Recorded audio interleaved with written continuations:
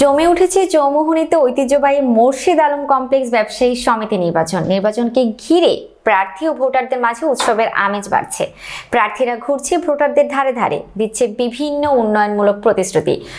প্রচারণা ব্যস্ত সময় পার করছেন সভাপতি পদে কলাপাতায় রেস্টুরেন্টের স্বত্বাধিকারী বিশিষ্ট ব্যবসায়ী মোহাম্মদ আব্দুল ওহাব কোচি।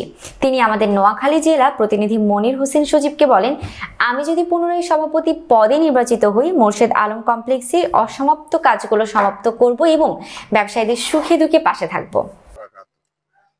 আমি গত ৩-৪ বছর এখানে সভাপতির দায়িত্ব পালন করছি।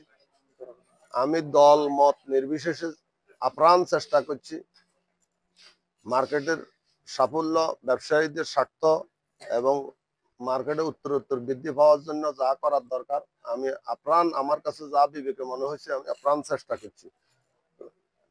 এখন 2024 28 তারিখে ভোট, 28 তারিখে ভোট।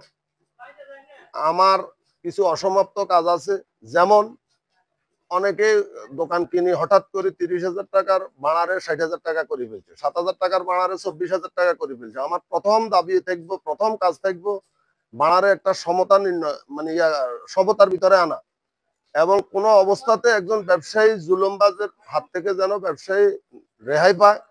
ব্যবসায়ীদের জন্য আমার আগেও করার ছিল, এখনো করার আছে, আগামীতেও করার থাকবো।